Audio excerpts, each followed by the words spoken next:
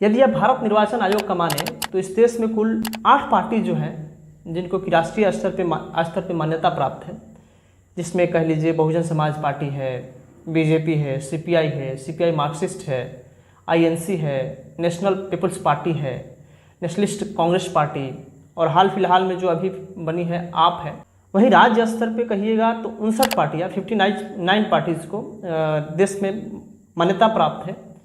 वहीं ये डाटा देख करके तो मैं आश्चर्यचकित रह गया। 27 और 63 पार्टियाँ जो हैं गैर मान्यता प्राप्त दल हैं, इनको किसी तरह का मतलब कि कहीं से ये इनको मान्यता प्राप्त नहीं है 27 और 63 पार्टियों को। इसी भारत के धरातल पे 2 अक्टूबर को बौद्ध की धरती कह लीजिए बिहार में एक पार्टी का उदय हुआ, जिसका कि नाम जन स्वराज पार्टी है।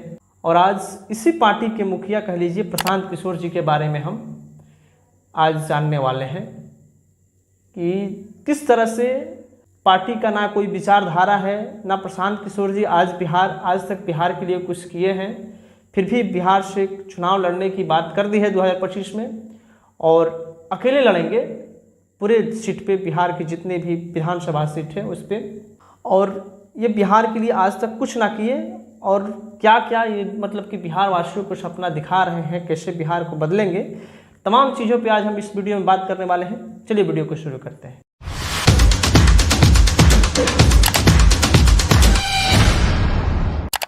हम प्रशांत किशोर जी को देश के बहुत बड़े राजनीतिज्ञ तो नहीं कह सकते हैं, लेकिन ये जरूर कह सकते हैं कि ये पॉलिटिकल मैनेजमेंटर बहुत तगड़े वाले रहे हैं, ये इनको कहा जा सकता है। और वो भी वैसे पार्टी के लिए मैनेजमेंट किए हैं जो पार्टी कहीं ना कहीं अपने क्षेत्र में या कह लो देश में प्रभाव में रही है, उस पार्टी को ये जिताने में कार्य किए हैं। खैर आज मैं इन पार्टियों को नहीं गिनाऊंगा कि किस पार्टी को जिताने में कितना इनकी भूमिका रही है। अगर ये तुमको जानना है तो मैं इस वाली वीडियो में बात उस चीज़ का किया हूँ, लिंक डिस्क्रिप्शन में मैं डलवा दूंगा, बात देखना होगा, देख लेना जाके। आज मैं फिलहाल इनकी सच्चाई से तुमको रूबरू करवाने वाला हूँ। देखो सबसे पहले इनकी सभाओं को तुम देखना और गौर से देखना। इनकी जो सभाएं होती हैं 5 स्टार होटलों में होती हैं, बड़े बड़े जो स्टेडियम होता है उसमें होती हैं और हाई लेवल का होता है। इनके अगल बगल जितने भी लोग दिखाई देते हैं हाई लेवल वाले लोग दिखाई देते हैं। जिस गरीबों की ये बात करते हैं, जिस गरीबी की ये बात करते हैं, इनके अगल बगल तुमको वो गरीब दिखाई नहीं देते हैं, दिखाई नहीं देंगे। इनके अगल बगल जो भी दिखाई देंगे वो सारे लेवल वाले लोग हैं, चमक धमक वाले लोग हैं। और इनकी सभाएं एकदम चमक धमक वाली होती है जिसमें कि तुम्हारी आंख चौंकिया जाएगी, क्योंकि इतना हाई लेवल का डेकोरेशन होता है। और बात की बिहार की जनता की, गरीब जनता की करते हैं, लेकिन गरीब उनके सभाओं में कहीं दिखाई नहीं देता है। हालांकि इनकी सभाएं जो हैं हमेशा 5 स्टार में नहीं होती है, कभी कभी आम जनमानस के बीच में भी आ जाते हैं और तुमको दिखाई देंगे, आम जनमानस के बीच में भी कभी कभी दिखाई दे देते हैं। युवाओं की बात करते हैं, युवाओं के पेरेंट्स से ये कहते हैं कि आप हमको इसलिए वोट दीजिए, अपने बच्चों के लिए वोट दीजिए, अपने बच्चों के भविष्य के लिए हमको वोट करिए। लेकिन युवाओं के लिए अभी ये क्या किए हैं यही जानते हैं, ये क्या किए अभी तक कुछ नहीं किए। लेकिन तुम्हारा ये सवाल हो सकता है कि अभी तक ये थे क्या। मैं पहले तुमको बता दूं कि इनका पुराना नाता नीतीश चाचा जी के साथ रह चुका है, पुराना इनका नाता बीजेपी के साथ रह चुका है। तुम ये भी कह सकते हो कि अरे ये तो डोमिसाइल के लिए कितना मतलब कि बिहार में ये आंदोलन किए थे। तुम्हारी जानकारी के लिए बता दूं कि डोमिसाइल के लिए इनसे पहले हमारे जो छात्र नेता हैं लाठियां खा चुके हैं बिहार सरकार से। हाँ, ये तुम कह सकते हो कि मीडिया इनको हाईलाइट बहुत ज़्यादा की इस चीज़ को लेकर के, ये तुम कह सकते हो। और ये कैसे मीडिया को मैनेज करना है, कितना हद तक मैनेज करना है और कब मैनेज करना है, ये इनको काम बखूबी प्रशांत किशोर जी को आता है। ये इसमें तो ये मतलब कि एक्सपीरियंस वाले व्यक्ति हैं, ये आज तक यही किए ही हैं। जिस भी पार्टीज़ के लिए काम किए हैं मीडिया मैनेज का ही काम किए हैं। इनकी पार्टी में युवाओं को कितना जगह मिलता है या मिला है ये तुम देख लो और देख सकते हो। इनके अगल बगल लड़के जो दिखाई दे रहे हैं केवल व्हाट्सएप स्टेटस लगाने के लिए इनके वीडियो है, फेसबुक स्टेटस लगाने के लिए वीडियो है। इनके पार्टी में किसी तरह का इनको जगह नहीं दिखाई देता है, तुम देख लेना। और यही सच्चाई है। ये कहते हैं कि तुम जाति पे वोट देते हो, अपनी जाति देखकर वोट देते हो, जिसके वजह से तुम्हारा आज ये हाल है कि भारत के सभी स्टेटों से तुम्हारा बदहाली है, बिल्कुल सही है। लेकिन आप क्या कर रहे हैं प्रशांत किशोर जी? आज से ही जातीय कार्ड खेलने में लगे हुए हैं, आज से ही धर्म आधारित कार्ड खेलने में लगे हुए हैं। मैं ये सारी बातें बोल रहा हूँ, तुम ऐसे ही मत मान लो, इनकी थोड़ा सा हरकत पर ध्यान दो, समझ में आ जाएगा। तुम थोड़ा सा ध्यान दोगे, इनके अगल बगल एक खास जाति के लोग हैं और खास जाति के लोग ही दिखाई देंगे। मैं जो बोल रहा हूँ हो सकता है वो थोड़ा गलत हो सकता है, लेकिन तुम इनको देखोगे तो तुमको समझ में आ जाएगा। तुमको सारे वही लोग दिखाई देंगे जो कि विशेष जाति से हैं, एक विशेष समुदाय से हैं। ये किसी विशेष जाति के लोग के ही अपने पार्टी में जगह देंगे, ना कि गरीब को जगह देंगे पार्टी में अपने, ना किसी युवाओं को जगह देंगे। 2 अक्टूबर को इनकी पार्टी बनी, कितने उसमें गरीब को अपने पार्टी में जगह दिए हैं, कितने पद को संभालने के लिए बात किए हैं, कितने उसमें गरीब इनके पार्टी में जगह संभाल रहा है। जो भी स्थान दिखा उसमें पूंजीपति था या तो बड़े बड़े जो अफसर रैंक के लोग थे वो थे।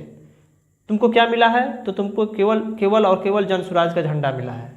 प्रशांत किशोर जी सामाजिक न्याय करते हुए तुमको दिखाई देंगे, लेकिन कैसे करेंगे? आज तक तो जातीय जनगणना के पक्ष में बोलते हुए तुमको कहीं दिखाई नहीं दिए होंगे। कभी जातीय जनगणना को सही बताना चाहिए, इनको नहीं बताएंगे, क्योंकि साइलेंट मोड में वही राजनीति करना है जहां से इनकी राजनीतिक करियर स्टार्ट हुआ है।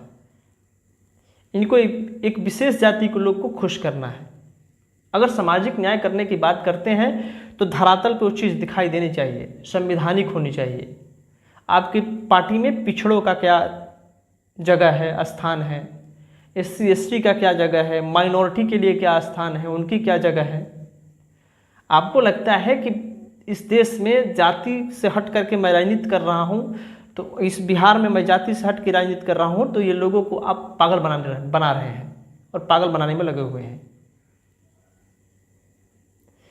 कुछ नहीं, आप मतलब कुछ नहीं कर रहे हैं, आप कहीं ना कहीं केवल अपनी राजनीतिक रोटियां सेकने में लगे हुए हैं, राजनीतिक फायदा देखने में लगे हुए हैं। आपके पार्टी में सामाजिक न्याय के नाम पर केवल और केवल ऑफिसर पोस्ट से रिटायर्ड और पूंजीपति दिखाई दे रहे हैं। आपके भाषणों में केवल गरीब है, युवा है, लेकिन धरातल पे कहीं वो दिखाई नहीं दे रहा है। सामाजिक न्याय आपके भाषण में है, लेकिन कहीं सामाजिक न्याय आपकी अभी तक दिखाई नहीं दिया है। एक युवाओं का आपके पीछे हुजूम चल रहा है, जो कि आपके वीडियो को लेकर के स्टेटस लगाने में, फेसबुक स्टेटस लगाने में हुजूम है जो कि चल रहा है, जिसको कि अंत में केवल और केवल निराशा हाथ में लगेगी। प्रशांत किशोर जी अपनी सभाओं में तुमको ये बात करते हुए नजर आ जाएंगे कि मैं यदि या मेरी पार्टी जो है सत्ता में आती है तो बिहार में आते ही दारू को चालू करवा देगी। मिनटों की बात करते हैं, घंटों की बात करते हैं कि घंटों में मतलब मैं बिहार में दारू चालू करवा दूंगा।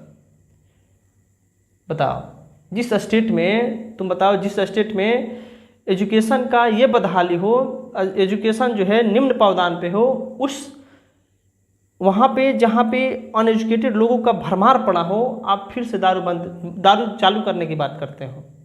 मैं यहाँ पे थोड़ी देर के लिए रोक करके इनके बारे में बात करने से नीतीश चाचा जी को मैं यहाँ बहुत बहुत धन्यवाद करूँगा कि यहाँ बिहार में नीतीश चाचा जी दारू को पूर्ण रूप से बंद करवा दिए। खैर, अभी प्रशांत किशोर जी पे आते हैं। प्रशांत किशोर जी ये कहते हुए क्यों नहीं दिखाई दिए कि एजुकेशन सिस्टम को हम ठीक कर देंगे? तुम कह सकते हो कि दारू अदर स्टेट में तो बिक रहा है, ठीक है, अदर स्टेट तुमसे एजुकेशन के मामले में भी ठीक है, तुम देख लो। तुम ये भी कह सकते हो कि यहाँ तो होम डिलीवरी हो रहा है, ठीक है, हो रहा है, कहाँ हो रहा है तुम जानो, लेकिन होम डिलीवरी हम मान लेते हैं कि हो रहा है। लेकिन क्या वो एक गरीब के रेंज में है वो दारू जो मिल रहा है? लेकिन चालू हो जाएगा तो रेंज में आ जाएगा और वो पिएगा और पारिवारिक कलेश फिर से बढ़ना स्टार्ट होगा। दिन भर वो मजदूरी करेगा, रात में पिएगा और घर पे जा करके पारिवारिक कलेश को बढ़ावा देगा। फिर से जो है बच्चे जो है उसके गरीब का बच्चे जो है स्कूल को ड्रॉप आउट करेंगे और फिर से मजदूरी करने में लगेंगे। जो भी होगा बहुत भयावह और खतरनाक होगा यदि दारू फिर से चालू हो जाता है। तो बात प्रशांत जी को शिक्षा ही करनी चाहिए, शिक्षा पर करना चाहिए कि वो कैसे बिहार के सबसे निचले पावदान से उठाएंगे, क्या उनके पास स्ट्रेटजी है। कॉलेजेस यूनिवर्सिटी का जो बदहाली है उसको कैसे घंटों में ठीक करेंगे, ना कि दारू घंटे में चालू करवाने की बात करनी चाहिए। और हमारा समाज देखो, हमारे समाज का दुर्भाग्य देखो कि अपनी सभा से वो पूछ रहे हैं कि क्या बिहार में फिर से दारू चालू होना चाहिए, तो पूरी हुजूम जो है हाथ उठा करके उनका समर्थन कर रहा है। ये है हमारा बिहार। ठीक है, तुम कह सकते हो कि अदर स्टेट में मतलब कि इसके टैक्स पे से पैसा आएगा, अदर स्टेट में हमारा पैसा जा रहा है। ठीक है, तुम्हारा भी मतलब बात मैं मान लेता हूँ कुछ देर के लिए तेरी, लेकिन दारू का ही टैक्स से बिहार का विकास हो, ये मतलब कहाँ तक ठीक है? और भी बहुत सारे कार्य हैं, सरकार उस पर ध्यान दे, सरकार के नज़र में आना चाहिए। बहुत सारे ऐसे काम हैं। आप बिहार में दारू चालू करवाइएगा, ठीक है, दारू भी चालू करवाइएगा, लेकिन बिहार को पहले एजुकेटेड तो बनाइए लोगों को। फिर से गटर में ले जाने की बात करते हैं आप। बिहार में नियम बनाइए कि मतलब रात में पीजिए, उसके पीछे कुछ नियम बनाइए जिससे कि पारिवारिक कलेश ना बढ़े। रात में पिए चुपचाप सो जाए, एजुकेटेड लोगों को बनाइए, पारिवारिक कलेश को बढ़ावा ना मिले। फिर से समाज को गटर में मत डालिए, गटर में डालने की बात मत कीजिए। आपसे बहुत सारी बिहार की उम्मीदें हैं, यदि आ जाते हैं आप सत्ता में तो इस तरह की बातें आपको नहीं करनी चाहिए। खैर, तुम इन सब बातों पर क्या सोचते हो, अपनी प्रतिक्रिया दे सकते हो, तुम्हारे लिए कमेंट खुला है। धन्यवाद, जय हिंद।